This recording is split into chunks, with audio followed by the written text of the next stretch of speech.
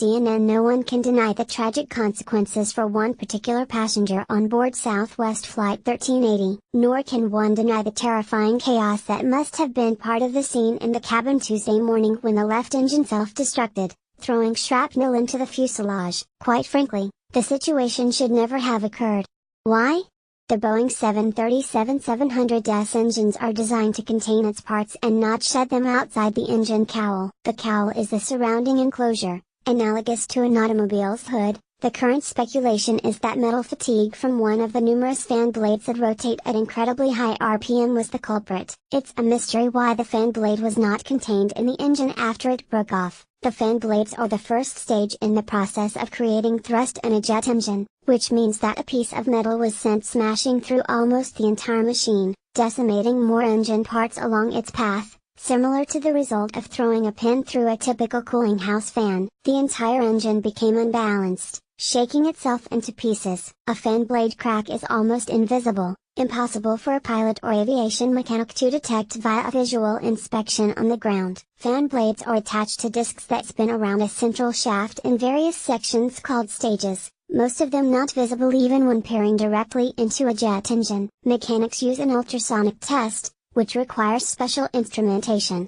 Southwest's procedures for inspection will be reviewed by the National Transportation Safety Board. The triumph amid the tragedy in this event is the response of the crew. An engine failure is a scenario that airline pilots practice for as a routine on every recurrent training session. That being said, the Southwest pilots were faced with multiple emergencies. Not only did an engine failure occur, but so did an explosive pressurization event as a result of the cabin being punctured by shrapnel. Air was being expelled rapidly from the airplane. In addition, the leading edge of the left wing was peppered with pieces of engine parts, which most likely created some type of abnormal flying characteristics. Fortunately, the characteristics did not prevent a successful landing in Philadelphia. As a precaution against potential flight control issues, the crew landed with fewer flaps than on a normal approach, resulting in a higher speed for landing. What would have been happening in the cockpit during this emergency?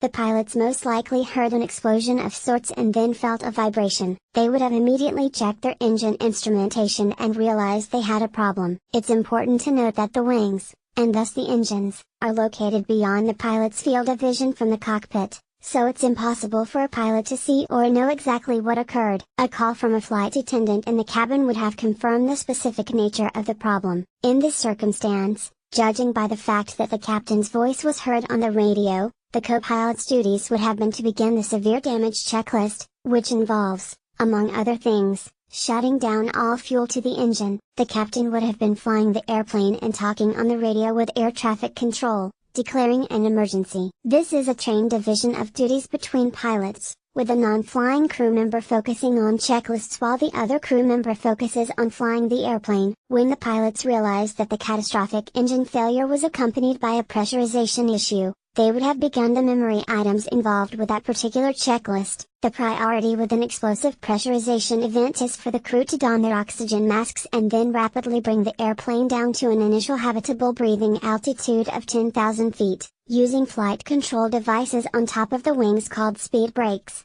which are designed to reduce lift. Speed brakes are often used as part of normal operations for descents, deployed in smaller increments. They do create some buffeting vibration, which may have been magnified for the passengers on Flight 1380, as some indicated. With a rapid loss of cabin pressure, the oxygen masks deploy automatically. As a side note regarding passenger oxygen masks, remember the briefing from the flight attendant that instructs you to place the mask around your nose and mouth? Do it, please. Photos of the cabin on Flight 1380 indicate most passengers were just holding the yellow cup to their mouth. You can't get the full benefit of breathing without using your nose. Enough said. The calm, cool and collected voice of the captain is a testament to her experience and her training. Both pilots deserve accolades for their performance, as do the flight attendants handling the trauma in the cabin. Yes, this was a tragedy, but it was triumphantly handled by professional aviators. Kudos to all involved, including the passengers valiantly assisting the woman who unfortunately did not make it, and the air traffic controllers that expedited the emergency to a successful landing. And finally, credit will be due shortly to the parties in the anti-SB investigation. They will follow the clues to find the reason for this event, to prevent it from ever happening again.